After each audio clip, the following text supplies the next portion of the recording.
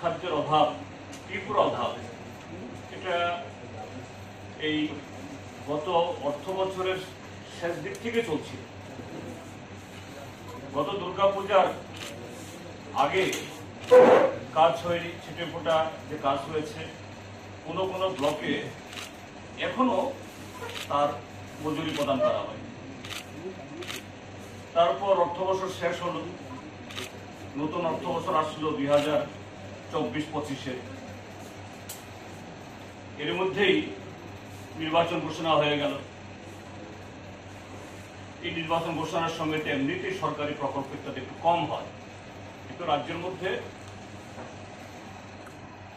বিভিন্ন কর্ম প্রকল্পের, বিশেষ করে রেগা বা 12 তার বরাদ্দ প্রথম, তার সাথে হলো সরকারের নির্লিপ্ততা। এই কারণে আপনি দেখেছেন ইতিমধ্যে বিভিন্ন জায়গাতে অনাহারে মৃত্যু, খাদ্যের সন্ধানে ভিন্ন রাজ্যে পাড়ি দেওয়া, ইভেন কাটা তার বেড়া ডিঙ্গিয়ে বাংলাদেশে গিয়ে গন্ধকি এই সংগ্রহ করে কোন রকমের পেট বাঁচানোর চেষ্টা, ছবি সহ লাইভ এবং স্টিল আপনাদের দেওয়া হয়েছে, আপনারা অনেকে খবর করেছেন। কিন্তু মাঝখানে নির্বাচন চলে আসলো, এটা নিয়ে আর সরকারের কাছেও আমরা সেভাবে যেতে পারিনি, এবং মডেল কোড অফ কন্ডাক্টের নামে সেখানে এই কাজগুলো শেখানো হয়। এখন মডেল কোড অফ কন্ডাক্ট উঠে গেছে, সরকার পুরো দমে কাজ করতে পারে, কিন্তু যেরকম ভাবে কাজ হওয়া দরকার, যেরকম ভাবে বরাদ্দ হওয়া উচিত, এটা কিছুই হচ্ছে না।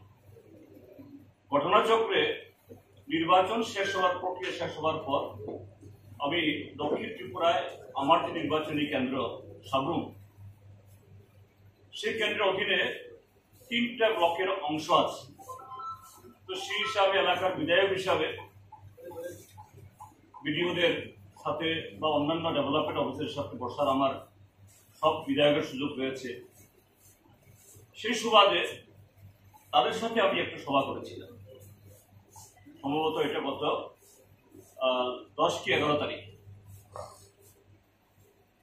বিডিওরা আমাকে জানালেন যে তাদের ব্লকে নাকি কোনো কোনো ব্লকে লক্ষাধিক কাজ হয়েছে। বললাম যে এলাকাতে প্রচন্ড অভাব, তারপর এই কোনো কাজকর্ম নেই, কি করে 4 তারিখ ফল ঘোষণা হওয়ার পর 6 তারিখে মডেল কোড অফ কন্ডাক্ট মাত্র গেল, এই 3-4 দিনের মধ্যে আপনাদের লক্ষ লক্ষ মেন্টেন্সের কাজ হয়ে গেল? জবাব দিতে পারছিলেন না বিডিওরা। তার মানেটা কি? যে ফল ঘোষণার পরে বিভিন্ন জায়গাতে শাসক দল বিজয় উৎসব করেছে, এবং সেই বিজয় উৎসবের নামে এই রেগার অর্থ এগুলি বিলিয়ে হয়েছে। যেরকম শুধু দক্ষিণ ত্রিপুরা না, রাজ্যের বিভিন্ন জায়গাতে বিভিন্ন প্রকল্পের অর্থ কিভাবে তারা পার্টির বিভিন্ন কর্মসূচিতে অংশগ্রহণ করিয়ে নয়ছে তারা করছে, তার যে সবটাই সাধারণ মানুষ তাদের এই প্রোগ্রামে অংশগ্রহণ করে তারা পান তা না, এর একটা ভালো অংশ চলে যায় যারা কর্তা ব্যক্তি, স্থানীয় এদের। তো এই যে অভাব, এটা মোচনের জন্য সরকারকে আমরা বলবো দ্রুত 100 দিনের গ্যারান্টি অনুযায়ী কাজ দেওয়া চাই, এবং শহরেও আরবান এরিয়াতেও তারা যেন সেখানে আরো এই কাজের ব্যবস্থা করে, বেশি বরাদ্দ রাখে। তারপর তৃতীয় যে গুরুত্বপূর্ণ ইস্যু হলো, যেটা আমাদের সামনে এসছে এই সময়তে, যে সরকার রাজ্যে যেখানে নতুন জনসংখ্যা বাড়ছে, নতুন শিশু জন্মগ্রহণ করছে, নতুন নতুন এলাকাতে অঙ্গনওয়াড়ি খোলা দরকার, প্রাইমারি স্কুল খোলা দরকার, স্কুল খোলা দরকার, কলেজ খোলা দরকার, কিন্তু সরকার এই ক্ষেত্রে সম্পূর্ণ উদাসীন। দেখা গেছে এর আগে বিপ্লব দেব যখন মুখ্যমন্ত্রী ছিলেন তখন 961টা স্কুল তখন বন্ধ করে দেওয়ার সিদ্ধান্ত হয়েছিল। তার বেশিরভাগ কার্যকরী হয়েছে, হয়তো মানে তার মধ্যে কিছু স্কুল ছাত্রদের বা জনগণের কাছ থেকে প্রতিবাদ আসার ফলে হয়নি, কিন্তু বেশিরভাগ হয়েছে।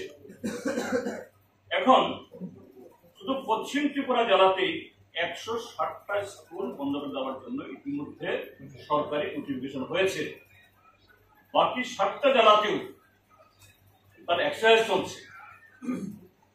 এই সরকার এরা কথায় কথায় বলে সবকা সাথ, সবকা বিকাশ, সবকা বিশ্বাস।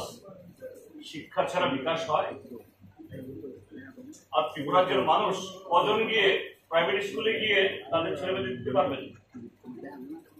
তার সাথে হলো বিদ্যাজ্যোতির নামে ত্রিপুরাজ্যের শিক্ষা ব্যবস্থাকে সম্পূর্ণ ধ্বংস করে দেওয়ার জন্য যে ব্যবস্থা নেওয়া হয়েছে, এবার যে রেজাল্ট হলো, আপনারা সবকটা মিডিয়া, প্রিন্ট এবং ইলেকট্রনিক ইতিমধ্যে খবর করেছে যে সমস্ত বিদ্যাজ্যোতি স্কুল সুপার ফ্লপ।